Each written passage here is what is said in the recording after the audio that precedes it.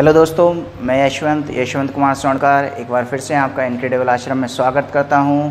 तहे दिल से आपको नमस्कार करता हूं, सत श्री अकाल करता हूं, इस्तकबाल करता हूं और आपका इनक्रेडिबल आश्रम में बहुत बहुत बहुत आपका स्वागत करता हूं।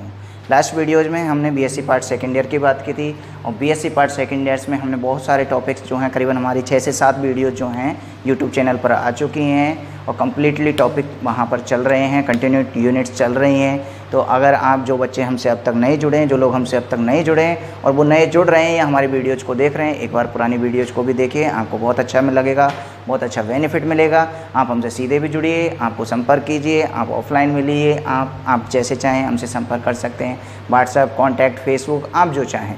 ठीक है। लास्ट वीडियोज़ में कुछ बच्चों ने मेरे से बोला था कि सर आप जो बता रहे हैं, जो टॉपिक्स आप पढ़ा रहे हैं, उस पे कुछ मोर एग्जांपल्स जो हैं हमें वहाँ पर डिफ़ाइन किए जाएं और समझाए जाएं, क्योंकि टाइम की कमी की वजह से मैं शायद मोस्टली 1 या 2 एग्जांपल्स ही वहाँ पर करवा पाता हूँ, 2-3 क्वेश्चन ही करवा पाता हूँ। तो उस लास्ट वीडियोज़ पे लिए जो है कुछ बच्चों ने मेरे से बोला कि सर आप जो है 1-2 एग्जांपल्स हमें और बताइए ताकि हम उस टॉपिक को जो है अच्छे से और क्लियर कर सके। तो आप लोगों की फरमाइश पर मैं एक बार फिर यहाँ पर हूँ उपस्थित और एक बार फिर आपके सामने रूबरू होते हुए मैं कुछ और एग्जांपल्स पर आज चर्चा करूँगा, आपको समझाने की कोशिश करूँगा, पूरी कोशिश करूँगा, तहे दिल से कोशिश करूँगा। और अगर आपको अच्छा लगता है, आपको समझ में आता है, तो आप डेफिनेटली अपना प्यार वहाँ पर मुझे कमेंट में दर्शा सकते हैं। मैं उसका तहे दिल से वहाँ पर कमेंट में ही आपका शुक्रिया अदा भी करूँगा। ठीक है, चलिए आज हम बात करते हैं जो हमारा लास्ट टॉपिक्स था, लीनियर डिफरेंशिएशन इक्वेशन, रैखिक अवकल समीकरण, उसके एग्जाम्पल्स पे हम कुछ चर्चा करते हैं। तो पहले तो मैं यहाँ पर आपको बताना चाहूँगा कि फ़र्स्ट ऑफ ऑल, अगर किसी ने लास्ट वीडियो यहाँ नहीं देखी है तो रैखिक अवकल समीकरण होते क्या हैं। एक्चुअली रैखिक अवकल समीकरण जो हमारे होते हैं वो dy/dx plus py equal to q की फॉर्म में होते हैं। मैं यहाँ पर फॉर्म लिख रहा हूँ, dy/dx plus py equal to q। अगर कोई भी प्रश्न आपके इस फॉर्म में या इस रूप में आपको दिखाई देता है, क्योंकि हमारा जो टॉपिक है, मेन यूनिट्स जो है वो differential equation first order and first degree चल रहा है, यानी प्रथम घात एवं प्रथम घात के अवकलजों का अवकल समीकरण, यानी प्रथम कोटि एवं प्रथम घात की बात करें तो dy/dx हमारा फर्स्ट ऑर्डर है और इसकी पावर जो है वो भी कितनी है, 1 है, यानी first order and first degree की हम यहाँ पर बात कर रहे हैं। तो अगर कोई भी प्रश्न हमारा इस रूप में है, इस कंडीशन में है, इस तरीके से हमको दिया गया है, तो इसके लिए मैंने कुछ स्टेप फॉलो करने के लिए आपसे कहा था। फर्स्ट ऑफ ऑल, अगर ऐसा क्वेश्चन आपको आता है तो आप उसमें इंटीग्रेटेड फैक्टर यानी कि समाकलन गुणांक को पहले ज्ञात करोगे। और समाकलन गुणांक ज्ञात करने के लिए मैंने आपको फॉर्मूला भी दिया था, e⁻p⁴ को यदि हम सॉल्व करते हैं। अब आप कहोगे sir what is the p यहाँ पर वो कंडीशन होती है जो यहाँ पर y का कोफिशिएंट होता है, y का गुणांक होता है। तो e⁻p⁴ यानी इस p को यहाँ पर y का जो भी कोफिशिएंट है, जो भी आपको दिखाई दे रहा है, उसको सॉल्व करके हम आसानी से e⁻p⁴ से इंटीग्रेटेड फैक्टर यानी कि समाकलन गुणांक को ज्ञात कर सकते हैं। देन आफ्टर देन उसके बाद जस्ट हमारे पास में एक फार्मूला होता है जो मैं यहाँ पर लिख रहा हूँ, y.if, यानी आपको y से, यानी y कंडीशन ये है कि यहाँ अगर आपको y दिख रहा है तो ये नहीं कि आपको y ही रखना है, आपका p के साथ जो भी कोफिशिएंट यहाँ पर है, अगर वो y है तो आप यहाँ y रखोगे, z है तो z रखोगे, यहाँ b है तो b रखोगे, या q है तो q रखोगे, अगर कुछ और है अनसेंट तो वो यहाँ पर आपको रखना ही पड़ेगा। ओके, चलिए नेक्स्ट यहाँ पर है इंटीग्रेशन if को एज इट इज़ रखना है, जो आपका आया है उसको मल्टीप्लाई करेंगे q से, और इन दोनों का जो भी प्रोडक्ट होगा, इन दोनों का जो भी गुणनफल होगा, उसको आप निकालोगे dx की रेस्पेक्ट में इंटीग्रेशन और प्लस कांस्टेंट वैल्यू। ये आप 2 फॉर्मूले अगर इस्तेमाल करते हो तो आपके रैखिक अवकल समीकरणों के मान यहाँ पर निकलते हैं। इस पर हम कुछ क्वेश्चनों पर चर्चा लास्ट वीडियोज में भी कर चुके हैं। एक बार फिर से मैं इस पर कुछ चर्चा करने की कोशिश करता हूँ, एक छोटा सा एग्जाम्पल लेता हूँ आपके लिए। अगर आप लोगों को अच्छा लगे, समझ में आए, तो आप डेफिनेटली अपना प्यार दीजिए। लेकिन फिर भी अगर आपको लगता है कि नहीं सर कुछ डाउट है, तो आप अपना डाउट भी उसमें लिख सकते हैं, मेरे से कांटेक्ट कर सकते हैं, व्हाट्सअप कर सकते हैं, या हमारे जो इनक्रेडिबल आश्रम के कॉन्टैक्ट्स नंबर है इन पर भी आप व्हाट्सअप करके उसको व्यक्त कर सकते हैं, या कोई भी टिप्पणी करना चाहें तो वो भी आप उस पर कर सकते हैं। चलिए मैं क्वेश्चन की बात करता हूँ। यहाँ पे क्वेश्चन दिया हुआ है अपने को 1 - x² dy/dx plus 2xy equal to x under root 1 - x square.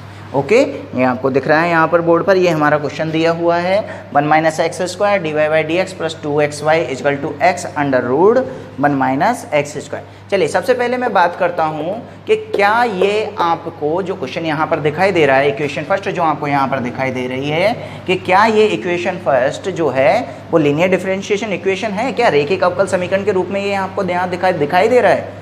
Obviously अभी फ़िलहाल मुझे ये नहीं दिखाई दे रहा। क्यों? क्योंकि यहाँ d y by d x के साथ मुझे कौन दिख रहा है? 1 माइनस एक्स स्क्वायर दिख रहा है। लेकिन अगर इस 1 माइनस एक्स स्क्वायर को मैं यहाँ से एलिमिनेट कर दूँ, यहाँ से हटा दूँ, यहाँ से गायब कर दूँ, अब ये तो है नहीं कि मैथमेटिक्स से ज़बरदस्ती हटा दिया, नहीं हटा सकते, कुछ ना कुछ मेथड तो यहाँ लगाना पड़ेगा। तो ऑब्वियसली अगर मैं यहाँ से मुझे ये 1 माइनस एक्स स्क्वायर हटाना है तो मैं ऑल टर्म्स जितनी भी कंडीशंस मुझे यहाँ इक्वेशन फर्स्ट में दिखाई दे रही है, समीकरण 1 में दिखाई दे रही है, उनको मैं डिवाइड कर दूंगा किस कंडीशन में? 1 माइनस एक्स स्क्वायर से। और 1 माइनस एक्स स्क्वायर से यदि मैं इसको डिवाइड करता हूं तो यहाँ पर आप डेफिनेटली देखिए d y by d x as it is रहेगा। 1 माइनस एक्स स्क्वायर को 1 माइनस एक्स स्क्वायर से अगर डिवाइड करते हैं तो वो ऑब्वियसली हटेगा।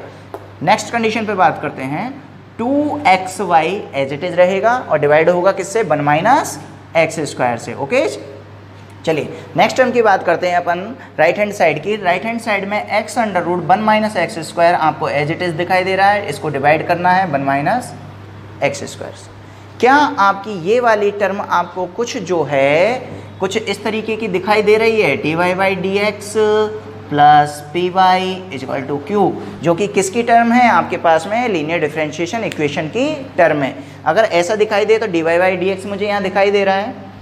पी वाई, पी की कंडीशन देखें तो 2x upon 1 minus x square by यहाँ पर मुझे दिखाई दे रहा है, तो ऑब्वियसली मेरा पी वाई भी आ चुका है और ये क्यू भी मेरे पास में लास्ट टर्म में बच रहा है। तो अब इसका मतलब ये जो कंडीशन है वो लीनियर डिफरेंशिएशन इक्वेशन है, इसको मुझे सॉल्व करना है, तो समाकलन गुणांक ज्ञात करना है और उसके बाद सॉल्व करना है। लेकिन मैं इसको थोड़ा सा मॉडिफाई करना चाहूँगा, सवाल को थोड़ा सा हल करना चाहूँगा ताकि मुझे इस सवाल को सॉल्व करने में आसानी हो। तो सबसे पहले मैं लेफ्ट हैंड साइड को एज इट इज़ रखता हूँ, बिल्कुल नहीं छेड़ता हूँ, और इसमें 2xy है तो इसको मैं इसी टर्म के रूप में लिखना चाहूँगा डॉट y, यानी ये मेरा पी वाई हो गया। ओके, लेकिन यहाँ पर अगर मैं बात करूँ तो x under root 1 minus x square upon 1 minus x square मुझे यहाँ दिखाई दे रहा है। इस रूट को हटाने के लिए मैं कंडीशन लगा देता हूँ, इसको root 1 minus x square upon root 1 minus x square से कर देता हूँ मल्टीप्लाई। Okay, noted. तो यहाँ पर अगर हम देखें तो under root 1 minus x square को under root 1 minus x square से अगर मैं मल्टीप्लाई करता हूँ तो ये बचता है x 1 minus x square. Okay, चलिए यहाँ पर देखिए 1 minus x square root 1 minus x square है, एज इट इज रहेगा, बिल्कुल नहीं छेड़ना है आपको। तो under root 1 minus x square को मैं यहाँ लिखता हूँ। 1 माइनस एक्स स्क्वायर आपके नोमिनेटर में अंश में भी है, 1 माइनस एक्स स्क्वायर आपके डिनोमिनेटर आपके हर में भी है, इनको कैंसिल से कैंसिल कर दिया है। तो d by y d x plus 2x upon 1 minus x square y equal to x upon under root 1 minus x square. ये जो इक्वेशन आपके पास में आई है वो डेफिनेटली लीनियर डिफरेंशिएशन इक्वेशन यानी कि रेखिक अवकल समीकरण में आपको दिखाई दे रही है, जिसमें जहाँ पर अगर अपन बात करें तो वेयर जहाँ p इजगल टू आपको कितना दिखाई दे रहा है? p इजगल टू की बात करें तो 2x upon 1 minus x square यहाँ पर दिखाई देता है। और अगर q की बात करें यहाँ पर तो ऑब्वियसली आपके सामने जो राइट हैंड साइड में जितना भी आपकी वैल्यूज बची हुई है उसको आप यहाँ पर रख सकते हैं। तो q equal to x upon under root 1 minus x square आपको यहाँ पर दिखाई देता है। ओके, नोटेड, ठीक है। चलिए अगर अपन बात करें तो यहाँ पर अपन के पास में p की वैल्यू है, अपन के पास में q की वैल्यू है। ये जो इक्वेशन आई है आपके पास में ये एक डिफरेंशियल लीनियर इक्वेशन है, आपकी रेखिक अवकल समीकरण है। तो ऑब्वियसली मैंने अभी अभी जस्ट आपसे बोला, लास्ट वीडियोज में बोला, आप क्या करोगे? आप इसमें सबसे पहले ज्ञात करोगे IF इंटीग्रेटेड फैक्टर। आप इसका स्क्रीनशॉट ले सकते हैं, आप इसको नोट कर सकते हैं बिल्कुल। तब तक के लिए चलिए अब मेरे पास में यहाँ पर p की वैल्यू है, q की वैल्यू है, मैं ऊपर से यहाँ पर इससे रफ कर रहा हूँ। आप डेफिनेटली इसका स्क्रीनशॉट लीजिए, मैं साइड हो जाता हूँ थोड़ा सा ताकि आप प्रॉपरली इसका स्क्रीनशॉट ले सकें। ओके, चलिए आपने स्क्रीनशॉट लिया इसका। अब हम आगे की बात करते हैं थोड़ी सी इसमें। यहाँ पर मेरे पास में p की वैल्यू जा चुकी है, q की वैल्यू जा चुकी है, मुझे चाहिए IF बोले तो इंटीग्रेटेड फैक्टर यानी समाकलन गुणांक। मैं यहाँ पर समाकलन गुणांक IF की बात कर रहा हूँ, इंटीग्रेटेड फैक्टर समाकलन गुणांक की। समाकलन गुणांक निकालने के लिए मेरे पास में फॉर्मूला है e की power P D X. Okay, E को just as it is, P की वैल्यूज यहाँ पर दिखाई दे रही है 2x upon 1 minus x square integration 2x upon 1 minus x square D X. अगर हम यहाँ पर इसकी चर्चा करें जिसका मुझे इंटीग्रेशन यहाँ पर निकालना है, तो ऑब्वियसली अगर मैं चाहूँ तो मैं आपको सीधे सीधे बता भी सकता हूँ कि अगर नीचे वाले का डिफरेंशिएशन यानी कि अवकलन अगर आपको ऊपर दिखाई दे तो ऑब्वियसली आप उसमें लॉग नीचे वाली संख्या को एज इट इज रख के आप उसका इंटीग्रेशन कर सकते हैं। लेकिन अगर फिर भी किसी बच्चे को, किसी भाई को, किसी दोस्त को ये परेशानी हो कि नहीं सर मेरे को जस्ट समझ में नहीं आया, तो आप यहाँ पर प्रतिस्थापन कर सकते हैं, पुट कर सकते हैं 1 minus x square equal to t रखेंगे, इसका डिफरेंशिएशन करेंगे तो माइनस के 2x dx is equal to dt आपको यहाँ दिखाई देगा। यहाँ पर ऊपर मुझे 2x दिख रहा है लेकिन माइनस नहीं दिख रहा है, तो 2x dx की जगह आप रखोगे माइनस के dt। ओके, चलिए इंटीग्रेशन, इसमें मैं यहाँ पर कंडीशन रख रहा हूँ 2x dx को रखा मैंने dt। ओके, और 1/1 माइनस एक्स स्क्वायर तो ये हो जाएगा 1/t, माइनस की सिंबल हो जाएगी मेरी बाहर। तो इसको अगर मैं सीधे सीधे बात करूँ तो e की power minus log t value मुझे यहाँ पर प्राप्त होती है। और t का मान अगर वापस यहाँ पर रखा जाए, जो मैंने शुरुआत में माना था, तो t को मैंने माना था 1 माइनस एक्स स्क्वायर, तो t को वापस यहाँ पर रखने पर मुझे वैल्यू प्राप्त होती है e की power minus log 1 minus x square. अच्छा, यहाँ पर अगर हम थोड़े से लॉगरिथम मेथड की बात करें तो लॉग का हमारा रूल ये कहता है कि यदि कोई भी संख्या आपके पास में लॉग के ऊपर पावर में दी गई है तो उसको आप जस्ट आगे लेकर सॉल्व कर सकते हैं। ओके, ये हमारा लॉगरिथम का फर्स्ट मेथड है। लेकिन अगर इस कंडीशन को इस रूप में लाना चाहे तो भाई यहाँ पर n को अगर आगे ला सकते हैं पावर में से, तो पावर में वापस लगा भी सकते हैं। यहाँ मुझे यहाँ दिखाई दे रहा है माइनस, यानी जिसके आगे कोई नहीं होता वहाँ कौन होता है, वहाँ 1 होता है। तो यहाँ पर इसको मैं लिख सकता हूँ e 1 माइनस एक्स स्क्वायर की पावर -1। ये जो माइनस है इसको मैं यहाँ ले गया, और यहाँ पर सॉरी लॉग वापस लिखा हुआ है। अच्छा, एक लॉगरिथम का मेथड ये और है कि यदि e की पावर में लॉग आपको दिखाई दे तो आप e की पावर में से लॉग को हटा सकते हैं, यानी वो आपके जो पावर में वैल्यू है वो बचेगी। यानी यहाँ मेरा बचता है 1 माइनस एक्स स्क्वायर इनवर्स, जिसको मैं क्या लिख सकता हूँ 1/1 माइनस एक्स स्क्वायर। यानी मेरा इंटीग्रेटेड फैक्टर जो है, समाकलन गुणांक जो है, वो ये प्राप्त होता है 1/1 माइनस एक्स स्क्वायर। आप इसका जस्ट स्क्रीनशॉट लीजिए, जिसके बाद हम आगे की चर्चा करते हैं। ओके, नोटेड, आपने इसका स्क्रीनशॉट लिया या फिर आपने नोट किया, ठीक है। चलिए हम आगे बढ़ते हैं। अब हमारे पास में कंडीशन जो हमको दी गई थी वो y में दी गई थी, तो मेरे पास में जो फॉर्मूला होगा लीनियर डिफरेंशिएशन इक्वेशन का, रेखिक अवकल समीकरण का, वो भी किस में होना चाहिए, y में होना चाहिए। तो y डॉट आई एफ को मैंने एज इट इज रखूँगा, इंटीग्रेशन IF डॉट Q, और दोनों का प्रोडक्ट dx प्लस c मुझे यहाँ पर फॉर्मूले के रूप में लीनियर डिफरेंशिएशन इक्वेशन में दिखाई दे रहा है। y की अगर बात करें तो y एज इट इज, जिसकी कोई वैल्यूज मेरे पास में नहीं है। IF यहाँ पर जो है वो है आपका 1/1 माइनस एक्स स्क्वायर। ओके, चलिए आगे बात करते हैं इंटीग्रेशन। IF की बात करें तो IF हो गया आपका 1/1 minus x square dot. Q की बात करें तो Q की वैल्यूज़ मैं आपको पहले ही निकाल के दिखा चुका हूँ। Q का जो मान था वो आपके पास में था x/√1 माइनस एक्स स्क्वायर।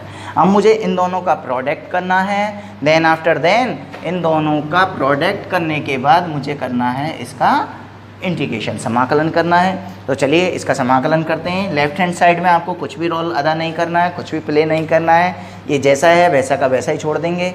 इसकी चर्चा हम करेंगे क्वेश्चन के लास्ट में। चलिए यहाँ पर देखिए y/1 माइनस एक्स स्क्वायर मैंने एज इट इज रखा, मुझे करना है इसका इंटीग्रेशन, समाकलन करना है। तो यहाँ पर अगर थोड़ा सा आप गौर फरमाएंगे तो 1 माइनस एक्स स्क्वायर की पावर है 1। ओके, यानी जहाँ कुछ नहीं वहाँ कौन 1, और यहाँ 1 माइनस एक्स स्क्वायर की पावर जो है वो है रूट का मतलब 1/2।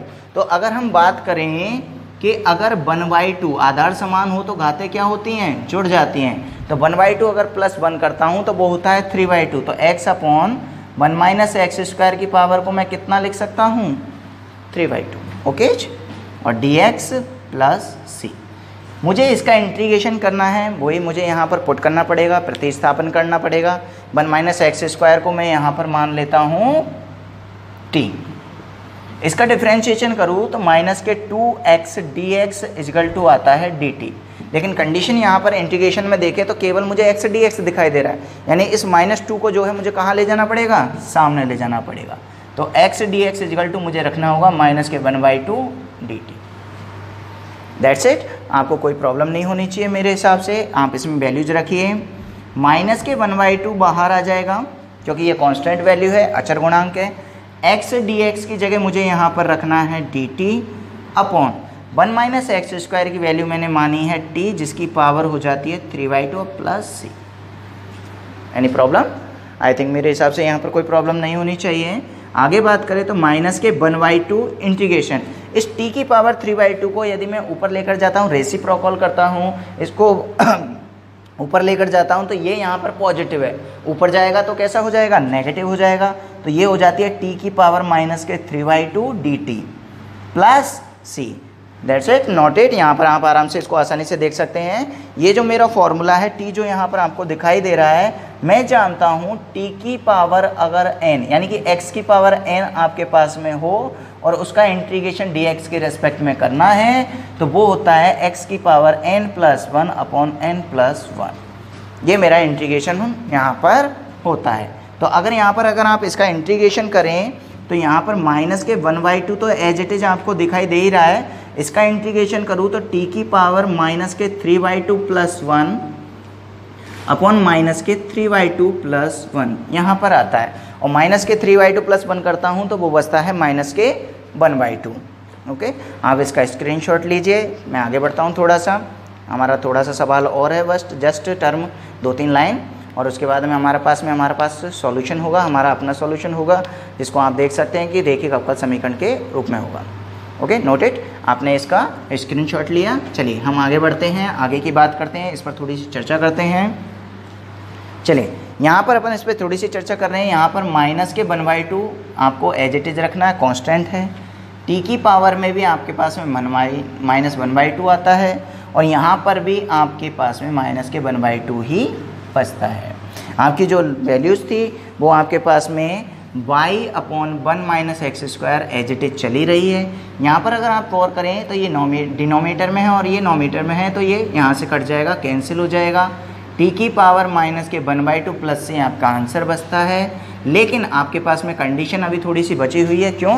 क्योंकि t को मैंने यहाँ कुछ माना था, t को मैंने माना था यहाँ पर 1 माइनस एक्स स्क्वायर। तो यहाँ पर अगर मैं वैल्यूज को वापस रखता हूँ, इसमें वापस पुट करता हूँ, तो ये वैल्यूज बचती है अपने पास में 1 माइनस एक्स स्क्वायर की पावर माइनस के 1/2 प्लस सी। और अगर मैं इसको नीचे ले जाऊँ, आपको इसको नीचे शो कर दूँ, तो यहाँ पर आपके पास में वैल्यू बचेगी by √1 minus x square equal to 1 upon 1 minus x square की पावर 1/2 प्लस सी। आप चाहें तो इसको थोड़ा सा और मॉडिफाई कर सकते हैं, आप इस इक्वेशन को सामने ले जा सकते हैं और y की वैल्यू निकाल सकते हैं। y अगर इसको यहाँ लेकर जाओगे आप, तो ये 1 minus x square upon 1 minus x square की पावर 1/2 प्लस सी 1 माइनस एक्स स्क्वायर यहाँ पर आपको प्राप्त होता है। तो y इजगल टू अगर इसको एक साथ अगर अपन लिख दें तो 1 माइनस 1/2 जो है वो हाफ रह जाएगा। तो 1 माइनस एक्स स्क्वायर की पावर 1/2 प्लस सी 1 माइनस एक्स स्क्वायर आपका वैल्यूज आपको यहाँ पर प्राप्त होती है। ओके, चलिए अगर आप थोड़ा सा और क्वेश्चंस घर पर अगर सॉल्व करना चाहें तो मैं आपको एक छोटा सा क्वेश्चन देता हूं। आप इसको पहले स्क्रीनशॉट ले लीजिए, और स्क्रीनशॉट लेने के बाद में आपको मैं थोड़ा सा होमवर्क के रूप में कुछ क्वेश्चन देना चाहूँगा, एक क्वेश्चन देना चाहूँगा। अगर आप डेफिनेटली उसको सॉल्व करते हैं, समझते हैं, अच्छे से सॉल्व करते हैं, तो मुझे लगेगा कि वो वाकई आपके समझ में आया है। चलिए मैं आपको क्वेश्चन लिखा देता हूँ। बहुत ही अच्छा छोटा सा क्वेश्चन है, और जहाँ तक मेरा विचार है, अगर आपने ये वीडियोज मेरी अगर आज अच्छे से देखी है, डेफिनेटली समझी है, तो आप निश्चित रूप से उस क्वेश्चन को सॉल्व करोगे और आप खुद अपना कॉन्फिडेंस बढ़ाओगे उस क्वेश्चन को करने के बाद में। और वो क्वेश्चन अगर आपसे हो जाता है तो आप डेफिनेटली कहना कि सर वाकई में हमें पढ़ने में मज़ा आया है, और आपने जो हमें सिखाया वो वाकई हमें अच्छा लगा। और वो बाकायदा आप मुझे कमेंट कर कह भी सकते हैं, क्योंकि पढ़ाई सुनना सबको अच्छा लगता है तो मुझे भी अच्छा लगता है। ठीक है, आप डेफिनेटली मेरे से कह सकते हैं, कमेंट कर सकते हैं, शेयर कर सकते हैं। लेकिन अगर फिर भी अगर कोई डाउट है और ये सवाल नहीं हो पाता है तो आप मेरे से कमेंट करके कह सकते हैं कि सर हमसे ये सवाल नहीं हो पाया, आप अपनी नेक्स्ट वीडियोज़ में इसको शो करें, इसको सॉल्व करें, तो मैं बिल्कुल आपको बताऊंगा। ये आपके पास में छोटा सा सवाल है, अगर आप लोगों को अच्छा लगा है, समझ में आया है, आप लोग हमसे जुड़ना चाहते हैं, आप बाकायदा हमसे संपर्क करिए। मैं आपका तहे दिल से शुक्रिया अदा करता हूँ, आपका स्वागत करता हूँ और इनक्रेडिबल आश्रम में आपको बार बार आने के लिए ललायत करता हूँ। Thank you.